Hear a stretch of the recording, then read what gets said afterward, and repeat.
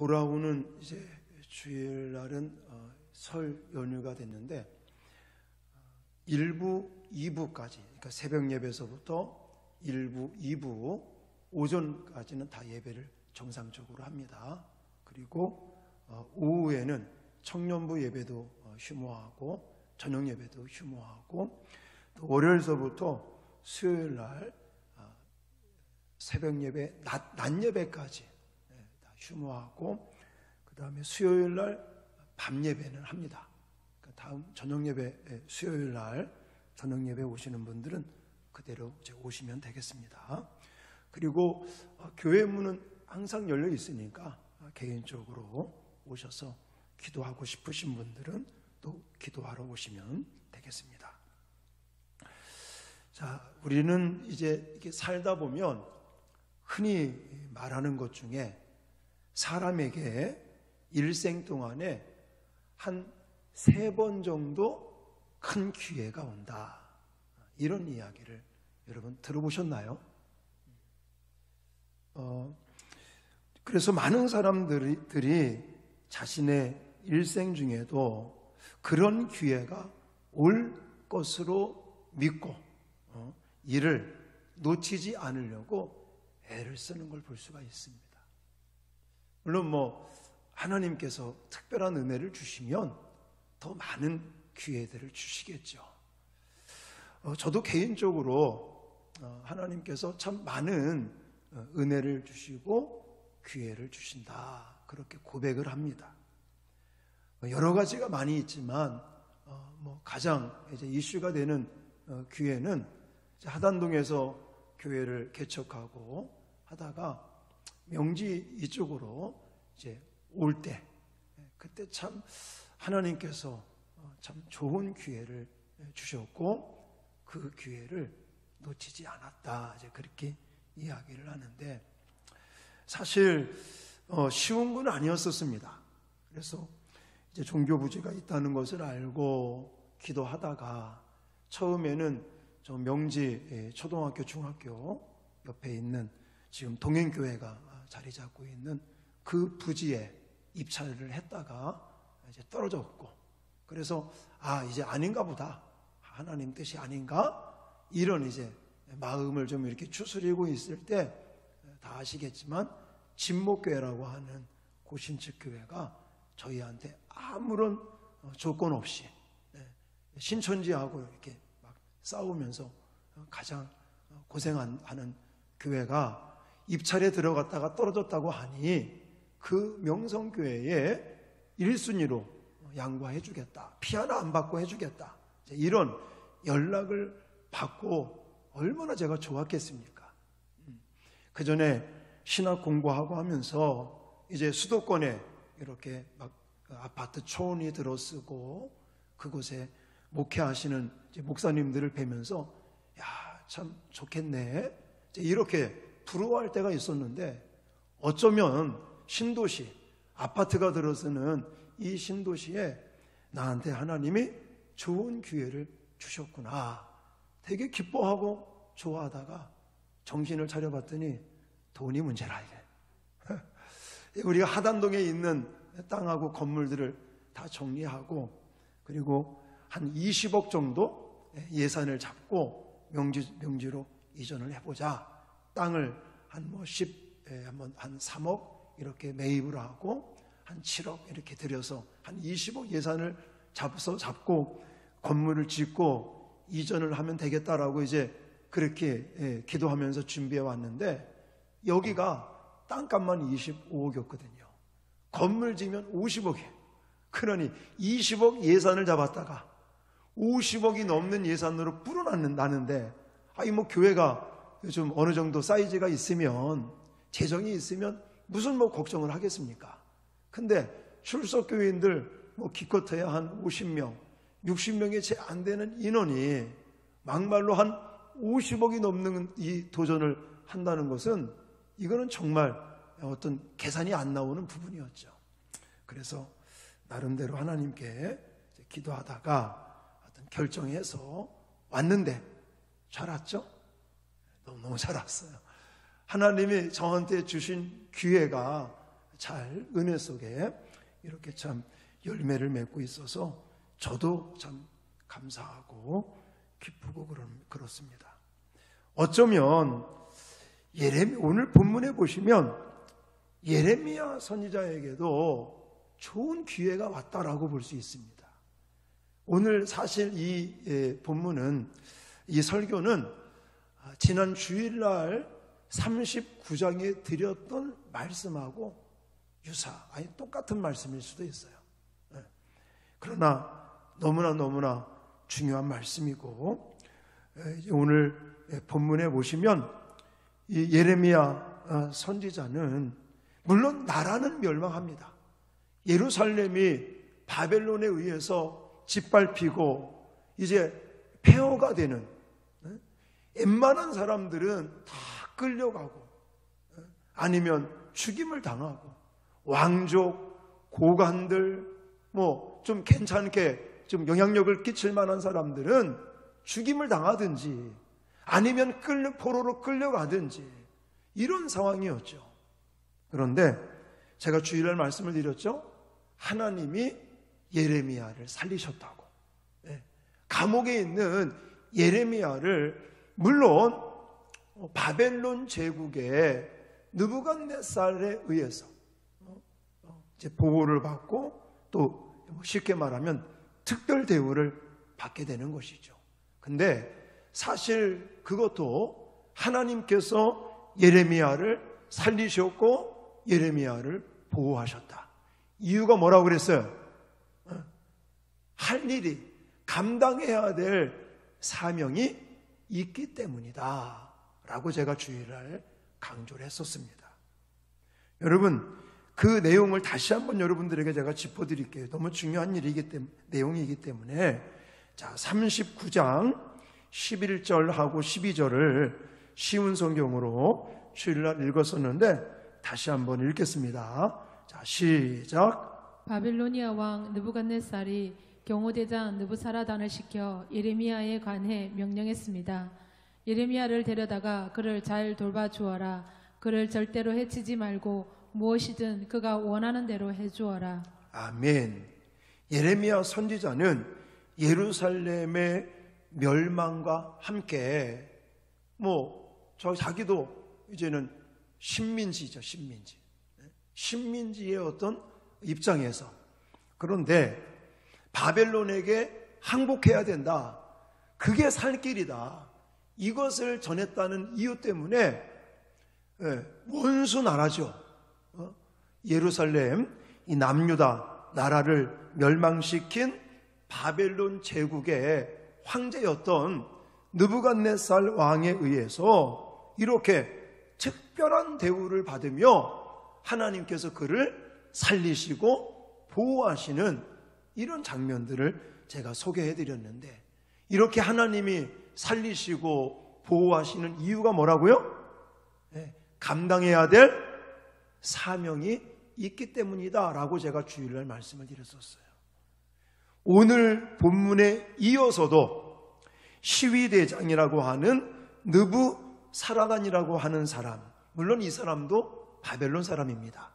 그런데 이 느부사라단이라고 하는 이 사람을 통해서 다시 한번 특별한 대우를 받습니다. 자, 이 내용이 오늘 본문 4절 말씀입니다. 4절. 자, 쉬운 성경으로 또 읽겠습니다. 시작. 그러나 보시오, 오늘 내가 당신을 풀어주겠소. 당신 손목에서 쇠사슬을 풀어주겠소. 당신 생각에 나와 함께 바빌론으로 가는 것이 좋다면 함께 갑시다. 내가 당신을 잘 돌봐주겠소. 그러나 바빌론으로 같이 갈 생각이 없다면 가지 않아도 좋소. 보시오, 온 땅이 당신 앞에 있으니 당신 가고 싶은 곳으로 가시오. 아멘. 자, 예레미야가 지금 그 느부갓네살 왕, 이 황제에게도 특별 대우를 받고, 또 시위대장이라고 하는 느부사라단에게도 지금 특별한 대우를 받는 거예요. 만약 그냥 이 사람들의 어떤 제안에 따라 이 예레미야 선지자가 바벨론이라고 하는 곳에 가기만 하면 그 사람에게는 부귀영화가 보장되어 있는 겁니다. 그런데 오늘 본문에 보면 어쩌면 일생 한 번 있을까 말까 한 이런 좋은, 인간적으로 생각했을 때는 너무나 좋은 기회가 왔는데 예레미야 선지자가 선택한 건 뭐예요? 바벨론으로 가는 것을 선택하지 않은, 그걸 거부하는 거예요. 바벨론으로 가는 것을 거부한다는 것은 부귀영화를 거부하고 있는 거예요. 이런 영화, 자기가 누릴 수 있는, 얼마든지 편안하게, 정말 호식하고 그렇게 정말 왕으로부터 또 시위대장으로부터 이런 특별한 대우를 받으며 앞길이 보장되어 있음에도 불구하고 이런 모든 영화를 거절하는 이유가 있단 말이죠. 저는 그 부분을 지난 주일날 1차로 말씀을 드렸지만 오늘 본문을 통해서 물론 직접적인 단어가 나와 있지는 않습니다. 제가 오전에도 낮 예배 때도 설명드렸지만 우리는 6절까지만을 볼 거예요. 뒤에 7절서부터 16절까지는 이제 포로로 끌려가고 난 다음에 유대 땅에 총독이 된 그다냐라고 하는 사람에 대한 이야기가 나와 있어요. 근데 저는 그것보다는 이 예레미야 선지자의 모습이 너무너무 중요하기 때문에 저는 이것을 더 부각시켜서 여러분들에게 영화를 거절하고 결국은 폐허가 된, 황무지가 되어버린 이 예루살렘 조국 땅에 남게 된 예레미야에 대해서 여러분들에게 소개해 드리려고 하는 것입니다.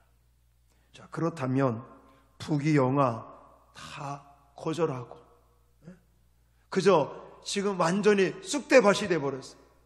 다 불태우고 황무지가 되어버린, 여러분이 한번 기회가 있으면요, 제가 지금 예레미야를 쭉 설교하고 있잖아요. 예레미야 애가 말씀을 여러분이 같이 읽어보세요. 우리 물론 이 개정, 이 한글 성경도 좋지만 제가 자주 여러분들에게 소개하는 쉬운 성경, 새 번역본 이런 것들로 한번 애가 말씀, 예레미야 애가 말씀을 여러분들이 시간 내서 좀 읽어보시기를 권해드립니다. 그러면 예레미야 말씀이 더 마음에 와닿아요. 특히 오늘 본문 같은 내용은 이 예레미야가요, 정말 얼마든지 부귀영화 누리면서 편안하게 나머지 여생을 지낼 수 있는 이런 제한이 들어왔음에도 불구하고 그것을 거절한 이유가, 물론 오늘 본문에는 직접적인 언급은 없지만 우리가 충분히 이해할 수 있는, 또 그렇게 정말 이해해야만 되는 그런 내용들이 나와 있죠.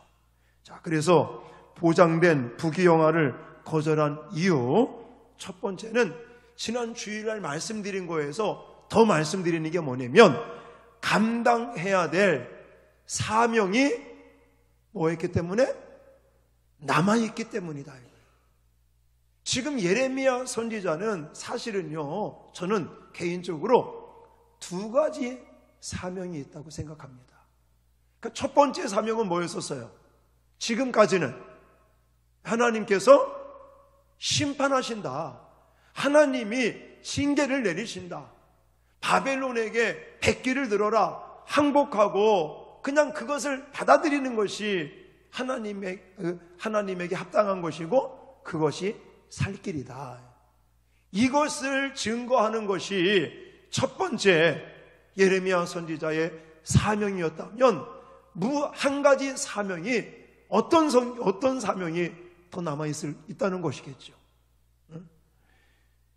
물론 오늘 본문에 직접적인 그런 단어가 나와 있지는 않습니다. 그런데 전체적으로 우리가 이 문맥적인 것을 보면서는 제가 주일날 39장을 설교하면서 말씀을 드렸지만 예레미야 선지자에게는 또 한 가지 사명이 남아있기 때문에 그런 거예요. 그게 무엇이냐? 회복이라고 하는 것입니다. 지금까지는 하나님의 심판, 징계, 그래서 자기 고향 사람, 아나돗 사람들은 예레미야 선지자를 죽이려고까지 그 난리를 쳤는데도 불구하고, 또 왕이 제발 이제 그만 심판에 대한 메시지 말고 다른 메시지를 좀 전해봐라, 왕이 특별히 요청을 했음에도 불구하고 많은 백성들이 예레미야를 싫어하고 돌을 던지고 죽이려고 하는 이런 상황에도 끝까지 하나님의 심판에 대한 말씀을, 메시지를 전한 이유가 뭐라고요? 그게 사명이기 때문에, 예레미야 선지자가 살아갈 이유이기 때문에, 예레미야 선지자가 존재하는 이유이기 때문에 지금까지 그런 1차적인 사명을 잘 감당했다면 이제 2차 사명, 이제는 무엇을 준비하고 무엇을 증거해야 되겠습니까? 회복이죠. 돌이키고 회개하고 하나님의 때가 되면 반드시 하나님이 다시금 일으켜 세우시고 회복시키실 것이다.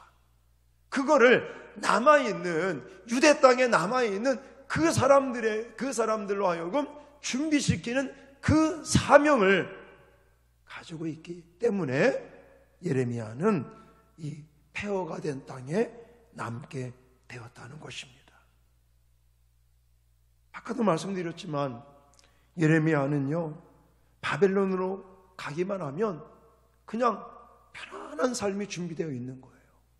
부귀영화를 누릴 수 있는 그런 조건이 다 되어 있었습니다. 그러나 그는 일신의 안락을 위하여 유다의 멸망을 선포하고 항복을 권유하는 것이 결코 아니었잖아요. 그리고 또한 2차적인 하나님의 이 회복, 하나님께서 다시금 일으켜 세우실 것이라고 하는 그 회복에 대한 소망을 선포하고 준비시키는 이런 사명이 남아있기 때문에 예레미야 선지자는 편안한 영화의 그 삶이 준비되어 있음에도 그걸 거절하고 남아있게 되었다는 것입니다. 다시 말해서 하나님께서 예레미야 선지자를 살리시고 그리고 이렇게 보호하시고 또 이렇게 남게 하시는 하나님의 분명한 이유가 있고 목적이 있다는 것입니다. 그래서 지난 주일날에도 말씀드렸지만 저와 여러분도 하나님이 이 땅에 태어나시게 했잖아요. 하나님이 저와 여러분을 이 땅에 보내셨고 또 지금 살게 하시고 또 하나님께서 이 부산 강서구 이 일대에 살면서 이 명성교회라고 하는 신앙 공동체 울타리 속에서 지금 신앙생활 하게 하시는 여러분들 직업이라든지 여러분들의 어떤 사업장이라든지 직장이라든지 거기에 속해서 가정이라고 하는 또 그런 울타리 속에서 살게 하시는 분명한 하나님의 목적이 있고 이유가 있다는 것을 꼭 기억하시기를 바랍니다. 여러분, 성경에 보시면 하나님의 일을 잘 감당하고 정말 하나님께 아름답게 쓰임받은 사람들마다 다 이 사명의식이 있는 거예요. 이 사명의식은 특별한 목회자들에게만 있는 것이 아니에요.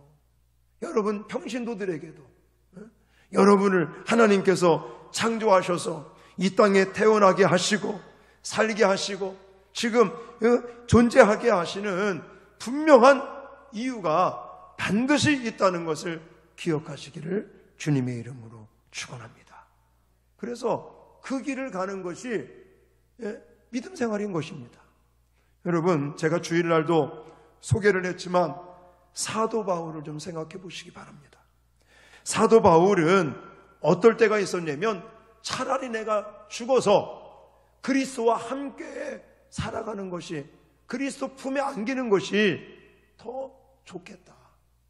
근데 그렇지 못하는 것이 세상을 떠나서 그리스도와 함께 지내기를 내 마음은 바라고 있는데 나는 아직 하나님께로부터 맡겨주신 사명이 있기 때문에 지금 존재하고 있고 살아가고 있고 일하고 있다.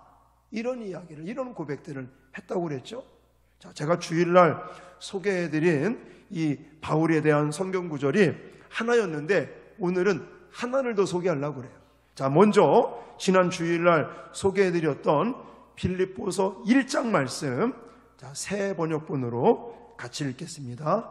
시작. 나는 이 둘 사이에 끼어 있습니다. 내가 원하는 것은 세상을 떠나서 그리스도와 함께 있는 것입니다. 그것이 훨씬 더 나으나 내가 육신으로 남아 있는 것이 여러분에게는 더 필요할 것입니다. 나는 이렇게 확신하기 때문에 여러분의 발전과 믿음의 기쁨을 더하기 위하여 여러분 모두와 함께 머물러 있어야 할 것으로 압니다. 아멘. 바울은요, 빨리 세상을 떠나기를 바랬어요. 그 이유는 잘 모르겠지만, 물론 나름대로 이유가 있는데, 제가 여기서 강조드리고 싶은 건 뭐냐면, 빨리 세상을 떠나 그리스도와 함께 천국에 가기를 원했지만, 자기가 아직 육신으로 남아 있어야 될 필요성을 느끼기 때문에, 특히나 빌립보 교회 성도들에게 해야 될 그 교회에 자신이 맡은 사명, 감당해야 될 사명이 있기 때문에 자기는 그렇게 할 수 없다는 것이죠. 자, 골로새서에도 나와 있습니다. 자, 골로새 교회를 향해 1장에 이렇게 또 사도 바울이 고백을 합니다. 자, 새 번역본으로 읽겠습니다. 골로새서 1장 24절, 25절 시작. 이제 나는 여러분을 위하여 고난을 받는 것을 기쁘게 여기고 있으며 그리스도의 남은 고난을 그분의 몸 곧 교회를 위하여 내 육신으로 채워가고 있습니다. 나는 하나님께서 여러분을 위하여 하나님의 말씀을 남김없이 전파하게 하시려고 내게 맡겨진 사명을 따라 교회의 일꾼이 되었습니다. 아멘. 바울은요, 여러 가지 환난을 당하고 고난 속에 그러면서도 꿋꿋하게 당당하게 일을 진행할 수 있었던 것은 무엇이냐면 하나님이 자신을 통해서 이루시는, 또 자기에게 하나님께서 맡겨주신 그 사명, 그래서 그것 때문에 교회의 일꾼이 되어 지금 일하고 있다, 이렇게 이야기하고 있습니다. 사랑하는 성도 여러분, 이 이야기는 선지자, 또 바울 같은 사도들, 목회자들, 이런 사람에게만 해당되는 것이 아닙니다. 우리 한 사람 한 사람, 하나님께서 저와 여러분들을 이 땅에 창조하시고 또 태어나서 이렇게 살게 하시는 분명한 하나님의 계획하심이 있고 목적이 있고, 또 저와 여러분들을 이루시려고 하나님께서 저와 여러분들에게 맡겨주신 사명이 있다는 것을 믿으시기 바랍니다. 여러분, 무엇을 위해 오늘 하루도 시간들을 열심히 일하시면서 보내셨습니까? 하나님 믿지 않는 사람들은 무엇 때문에 살아갑니까? 돈 많이 벌고 부자 되고 풍족하게 풍요롭게 살고 배 부르고 등 따슬고 그렇게 행복하게 살고 자녀들 형통하게 잘 되고 그렇게 누리다가 천국 가는 거? 이거는 믿지 않는 자들이 하는 이야기겠죠. 우리는 물론 그게 필요 없다는 얘기 아닙니다. 우리도 하나님이 주시는 은혜와 복을 받고 많은 것을 또 갖고 그런 것도 물론 필요하겠지만 거기에 마음을 빼앗겨버리고 다른 것은 생각하지 않는다면, 하나님이 나를 이 땅에 태어나신 목적과 계획하심에 대해서는 전혀 생각하지 아니하고 그저 세상 사람들과 똑같이 부자 되고 많은 것을 소유하고 풍요롭고 정말 편안하게 그렇게 지내다가 하늘나라 가는 것만 만약 생각한다면 이것은 잘못된 인생이라는 거예요. 잘못된 삶이라는 것입니다. 저는 이 이야기를 물론 주일날도 드렸지만 여기서 한 걸음 더 우리가 들어가서 이 사명이라고 하는 글자를 우리가 묵상해 보면요, 무엇과 일치가 되고 있냐면, 무엇이 항상 따라오냐면 하나님의 뜻이라고 하는 거와 이렇게 연결되는 것을 볼 수가 있습니다. 그러니까 우리가 하나님께서 우리에게 감당하라고 맡겨주신 사명에 대해서 고민할 때마다, 생각할 때마다 우리는 무엇을 연결시켜서 고민해야 됩니까? 하나님의 뜻이 무엇일까? 하나님의 목적이 무엇일까? 하나님께서 어떤 의도를 가지고, 어떤 하나님의 바람을 가지고 지금 내가 제대로 가고 있는 건가?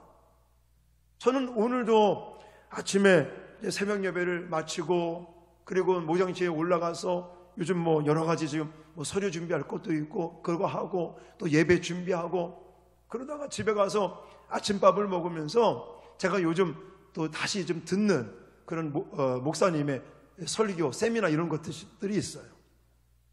그래서 그 전에 뭐 듣기도 한 것이었지만 또 다시 한번 이렇게 들으면서 은혜를 받는데, 제가 오늘 아침에도 그 세미나, 그 설교, 그 목사님의 얘기를 들으면서 눈물이 나더라고요.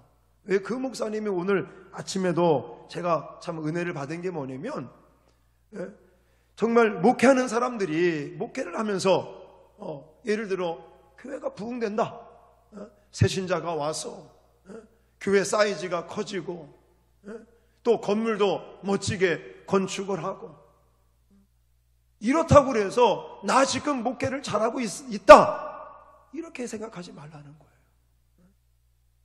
아무리 저 시골에서 정말 어렵게 성도들 몇 명도 안 되는 그 성도들을 정말 섬기면서 목회를 할지라도, 숫자가 없고 뭐 어려운 그런 목양지에서 목회를 하더라도 하나님의 뜻에 맞추어서 목회를 하면 그것이 성공적인 목회지. 얼마나 사람들이 많이 모이느냐, 교회 사이즈를 얼마나 사이즈로 건축을 했느냐, 이게 목회를 잘하고 있다? 없다를 판가름할 수는 없다는 것이죠. 그러면서 항상 목회자들이 고민하고 질문하고 기도하면서 생각해야 될 부분들이 하나님의 뜻대로, 하나님의 의도대로, 하나님의 그 목적대로 목회하고 있나, 그걸 고민해야 된다고. 그런 얘기를 들으니까 제가 좀 가슴이 뜨끔하기도 하고, 내가 지금 진짜 제대로 목회를 하고 있나? 매주마다 하나님이 새 신자 보내준다고, 교회도 멋있게 건축했다고, 교회가 부흥된다고, 나 지금 목회 잘하고 있어, 혹시 이렇게 교만에 떨지는 않고 있는지.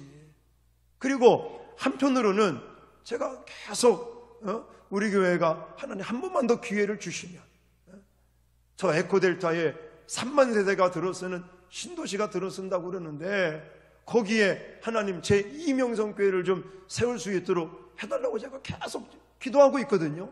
거기도 한 바퀴 둘러보기도 하고, 혹시나 그런 마음들이 내 어떤 개인적인 욕망이 아닌가, 이런 생각도 하면서 눈물이 나더라고요. 저뿐만이 아니라 우리 모두가 고민해야 될 일이라고 저는 생각을 합니다. 여러분들이 사업을 하시면서, 여러분들이 아니면 직장 생활을 하시든, 가정주부로 살림을 하시든, 지금 어떤 모습으로 살아가시든, 내가 지금까지 살아온 것이, 또 내가 지금 살아가고 있는 것이, 또 앞으로 내가 사는 것이 정말 하나님의 뜻에 따라, 하나님의 그 의도와 목적을 따라서 몸부림치며 살아가고 있는 것인지, 아니면 그냥 세상 사람들과 똑같이 부자 되는 거, 많은 것을 소유하는 것, 정말 배부르고 등 따스고 좋은 환경 속에서 살아가고, 우리 자녀들도 뭐 형통하게 잘 되고, 이런 거에만 우리의 마음을 빼앗기고 살아가고 있지는 않는지.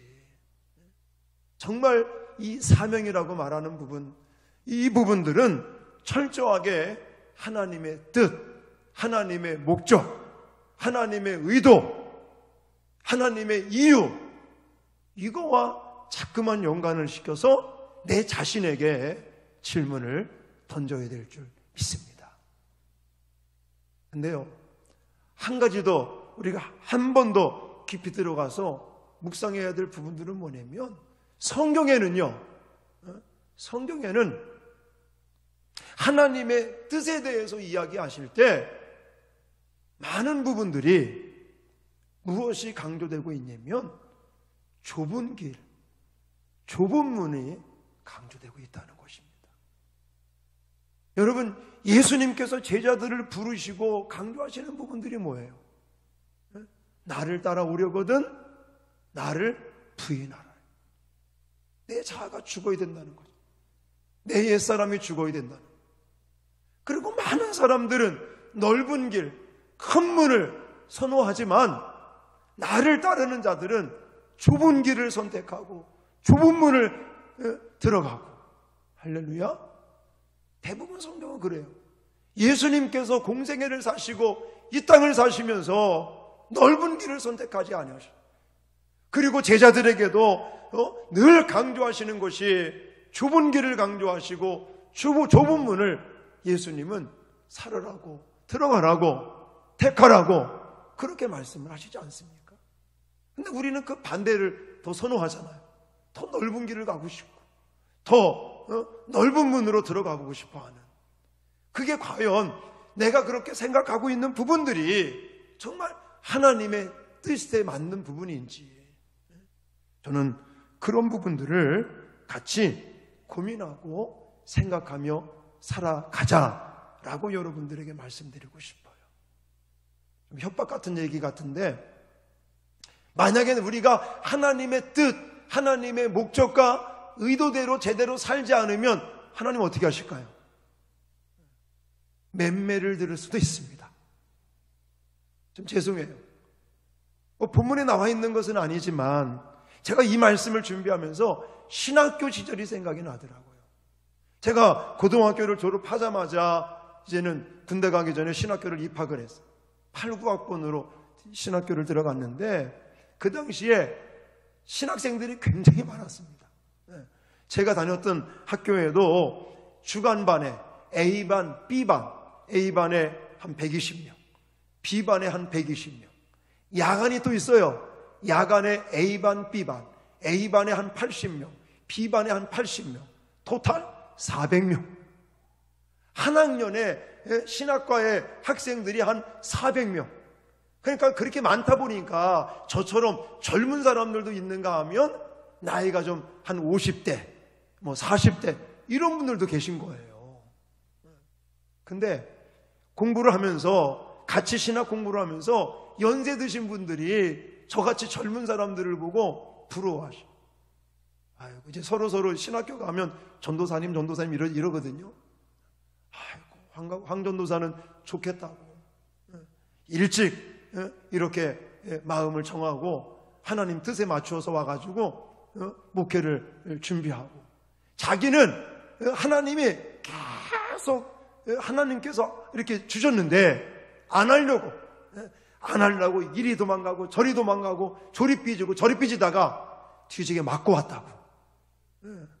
그러면서 안 맞고 잘 왔다고 이러면서 그냥 우리는 나이 들어서 공부하려니까 공부도 못하겠고 암기도 안 되고 공부하는 게 너무너무 힘들다고 이러시면서 부러워하시는 거예요.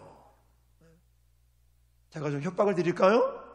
우리가 하나님의 뜻을 자꾸만 그르치면 하나님은 매를 드실 수도 있다는 거예요.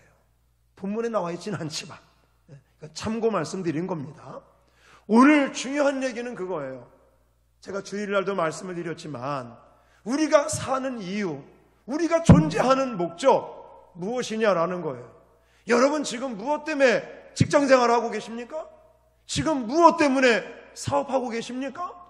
여러분 하루하루 또 교회에 나오시고 신앙생활하고 믿음생활 하시면서 여러분 어떤 목적, 어떤 계획, 어떤 의도를 가지고 하루하루 이렇게 믿음생활하고 직장생활하고 사회생활하고 살아가십니까?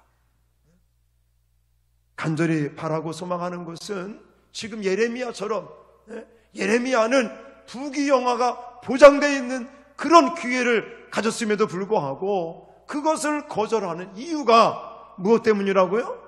하나님께서 자기에게 맡겨주신 감당해야 될 사명을 한 번 했는데 또 하나가 남아있었기 때문에, 하나님께서 주시는 그 사명, 자기를 통해서 감당해야 될 그 사명이 아직 남아있기 때문에 바빌론으로 가지 아니하고 폐허가 된 예루살렘 땅에 남게 되었다는 것입니다. 두 번째 아까 했었는데 이거는 시간 관계상 못하겠어요. 아까 낮 예배 때는 했는데 그럼 나중에 또 기회가 되면 말씀을 드리고 이 부분들 기억하시고 저와 여러분들은 하루하루 정말 하나님께서 우리에게 맡겨주신 감당해야 될 그 사명을 위해서 살아갈 수 있는 저와 여러분 되어지시기를 주님의 이름으로 부탁을 드립니다.